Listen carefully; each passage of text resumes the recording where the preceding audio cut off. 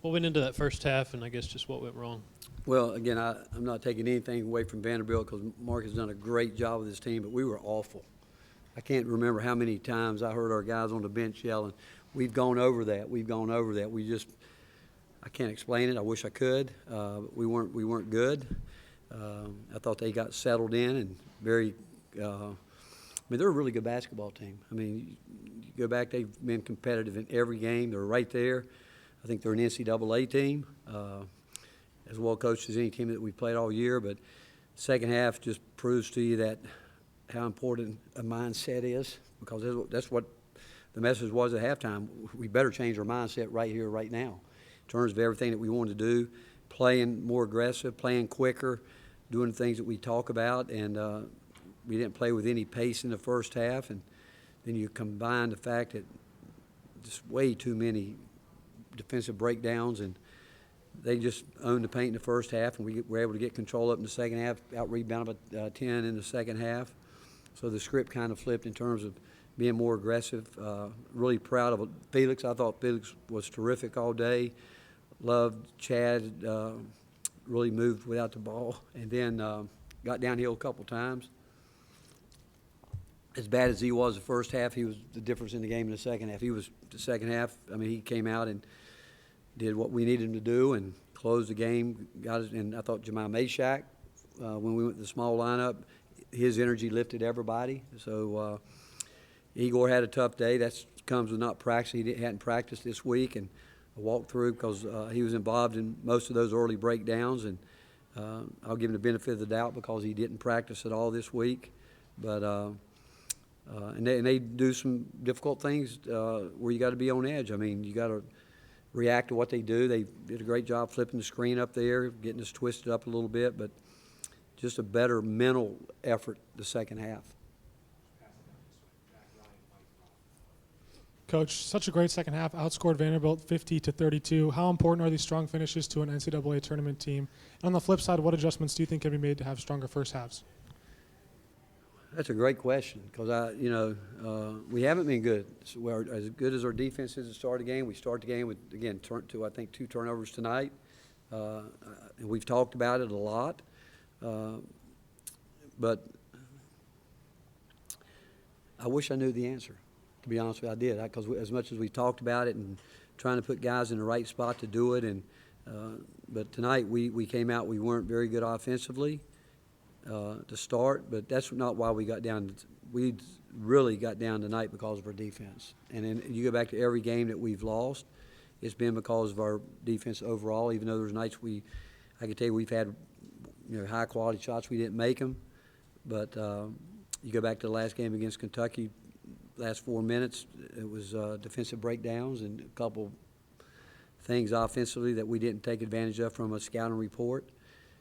And I'm going to give a little bit of it to the fact, and I talked to the team about it, Igor, D. Stone, Chaz, a lot of those guys haven't been at this level at this time of year and understand how important every single possession is.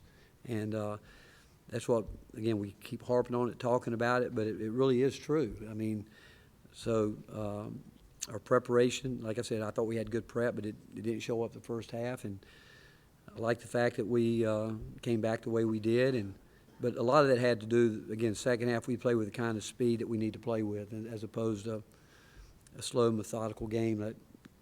But again, they got any and everything they wanted in the first half. You touched on it a little bit a minute ago, but what was things like at halftime? What was your tone? What was the message? Were other guys stepping up and talking?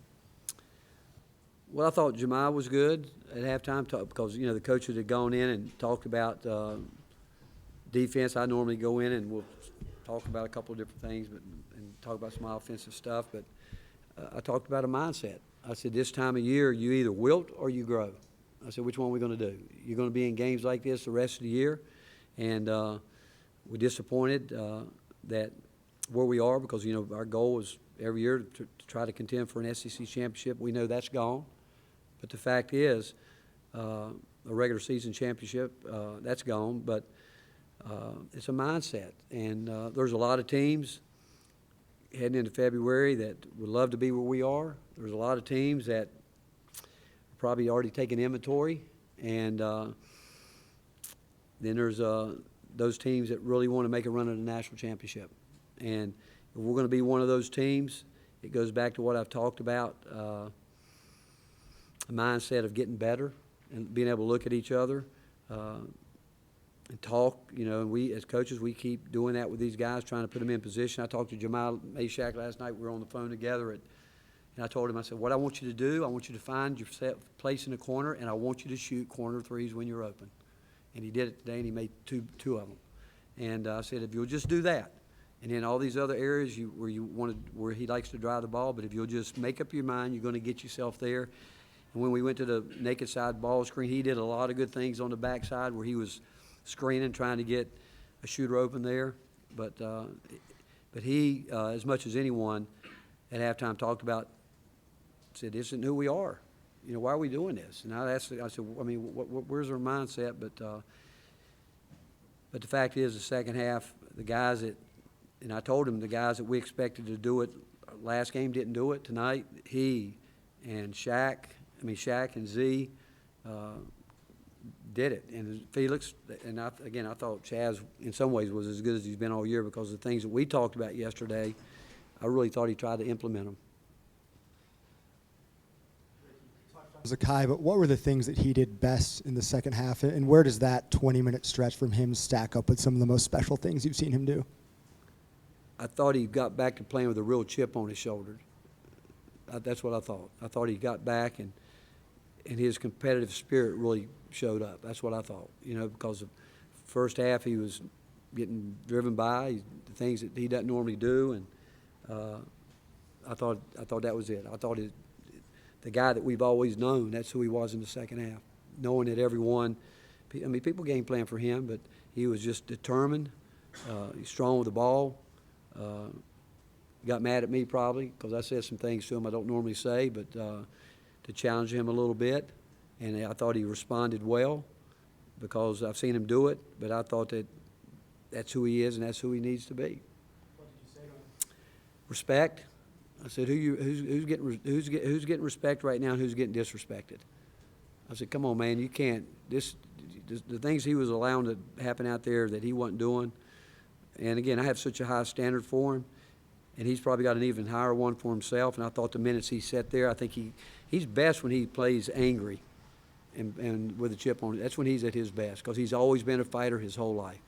When he's no different than anybody else, and I've said it to you guys many times, when guys get comfortable and thinking that every game is going to be the same because it's not. And I like it. I liked it when he got that look on his face that when I think of him, I could see it in his eyes, and he was terrific in the second half. Coach, you were critical of your guys in the last 5 minutes of Kentucky tonight. They were lights out. I mean, what was the biggest difference? How proud of you? I am. I really, because again, the guys that we expect to close games out and be smart for us, they did it. I mean, and you go back, you really had 3 guys that been here that have been in these type games, and like I said, Felix was really good. I asked him after the game. I said, I don't know what that dude did to you get you fired up, but I wish you'd tell me, because I thought he played with a real sense of purpose and passion all day long, but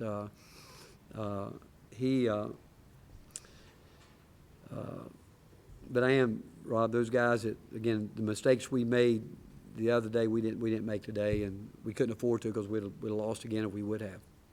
Rick, you talked about Chaz maybe playing his best game of the year and doing the things that you all talked about in practice. What are those things?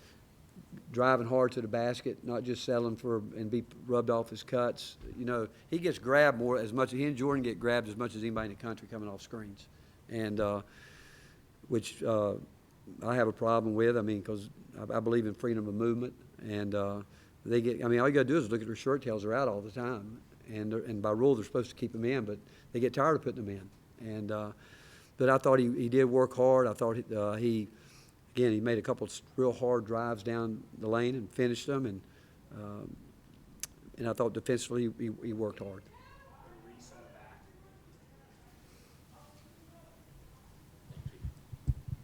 Coach, you spoke a lot about Zakai, but what makes him so good in that high ball screen and dribbling and driving into the lane? Well, today I thought he was locked in. I thought he was seeing it all. Start of the game, they were giving us the throwback. We didn't see that one early. That's what we should have done. But the more he's in it, and the more he can, the empty side ball screen got us back in the game because we were getting there quick, getting into it, and got us to get down quick and score. And because if we play the way we want to play, we're normally going to put guys in long possessions. We didn't want to be in real long possessions on the offensive end when you're down 16, 18, whatever we were. But I thought his vision was great today. I thought he saw it. I did. I thought he really saw it well, and I thought he obviously did a good job getting fouled, but he also did a good job making some layups. Yep. Rick, have you ever been part of a conference as difficult as this one has been this season? No, it's really is the parity, and you know what? I don't know if we've got quote unquote a lot of NBA players. I just know I've never seen a league with the depth that each team can play with. That's that, and the quality of that. And I think obviously when I look at it, terrific coaches. I see we haven't played against a team this year that hasn't played really hard, competed at a high level. And once we've gotten a league play, you expect every game to go down this way, regardless of what anybody else thinks, whether you're home or on the road. You'd like to think if you play your best, you're going to win. But it's just it's really, and I don't think it's going to go anywhere. I think it's going to be good for a long time. I just think that I go back, and not to rehash it, but 10 years ago we were one of the worst leagues in the country, and you look at the commitment that's been made from everybody, from the universities, by facilities, and I think most everybody's there. Not everybody, I don't think, is there yet, but we're getting there. But officiating, when you look at it, you're never going to be totally pleased. I mean, I'm sure after every game that, people are going to complain about some officiating, but I think we got the best officials. I do. And I really do. I think that what Mike Eads and Garth Gleason are trying to do, are they perfect? No, I wasn't perfect today either. I got upset, and I respect the fact that the communication was good today, even though that we can beg to disagree, because I still think I'm right on the way I looked at it, and then there's nothing they can tell me that will change my mind, because I know what I saw, and I get the replay behind my head, so I get to go look at it and confirm what I see, But again, it's a great league. It is, and it's going to get better. I just hope our league is really rewarded the way it should at the end of the year. But we got a lot of basketball to play. There's a lot left to go. I'd like to see our league, if there's 12, 13, whatever, teams that are NCAA worthy, I think they should be there. If they've got overall quality wins, they should be there, because this has been a historic season for this league, and we should be rewarded for it. Rick, kind of a follow-up on the officiating. 9 fouls in the first half, 23 in the second half. I want to say it was just last week at Oklahoma. You only had a couple of fouls in the first half and said we came out and played the exact same way. Are we seeing more fouls in the second half of games this season, and is there a rhyme or reason to that? Well, today is not an easy game. It's always a difficult game to officiate when shots aren't going in, but when one team's scoring, the other team's not. But today you had two teams that drove the ball really, really hard. Both teams were really trying to get fouled, and both teams were in, pretty much ball screens a lot. My only thing about fouls is I think there's certain things that have to be called every single time, and the big part of that, I think, is freedom of movement. But I think it's like that NFL rule, that pass interference rule, where they get it where they get fouled, or and the reason that's such a bad rule, because every referee gets to call it the way they see it. And what I love about the NBA officiating, there are certain things that are a foul on the first play or the last play, on the first game or the last game. That's where I think we got to get to overall, as opposed to letting, like I had an official one night say to me, well, if he hadn't scored the basket, I would have called the foul. I said, well, what's wrong with the old-fashioned three-point play? And I don't understand, because I believe you just officiate the rules of the game, and again, I don't think anybody does it better than our league. I don't. And I don't think there's a harder league to officiate in this league right now because of the parity and talent.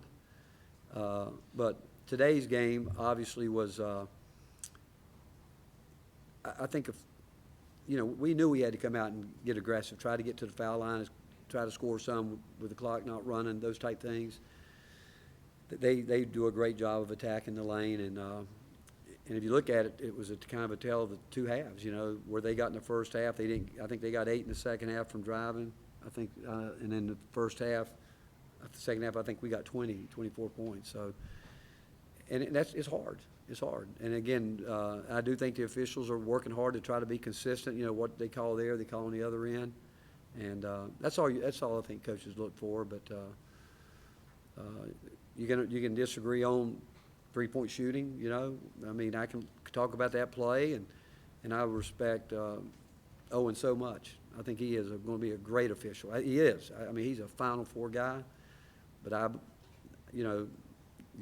we see it different sometimes. And but I know those guys work their butts off. I know, and they know they're getting evaluated. They're trying, and just like coaches are trying to win every game. We're fighting and clawing, because as much as we're trying to do things the right way, that other team's really trying to mess you up. And those referees are trying to officiate the fight. And it's hard. It's a hard job. And but overall, you've got to believe in the end it evens out, and that's what you hope anyway. Coach in the back here, Felix has to guard the perimeter against a lot of teams like Vandy. How do you see his perimeter defense improving throughout the season? From where he started at the beginning of the year, because last year when he was at Ohio State, his coverage was mostly drop coverage, staying back. And that was he's come so far with that, because we like to get up and be a little bit more aggressive on the ball. But he's grown so many ways, and I still like for us to get him the ball more. I thought his little jump hook there is what we need from him, and but he was really locked in today, and but he's gotten so much better at being able to. He should have switched one time tonight. He did, but then he didn't, and they hit a 3 off of it. But and that's when we took him out for just a quick second, because we thought he might be a little fatigued there, but he's not. He's not executing because he doesn't want to, and most of the time when guys break down something like that, it's normally fatigue. Thanks, Coach. All right, thank you, guys.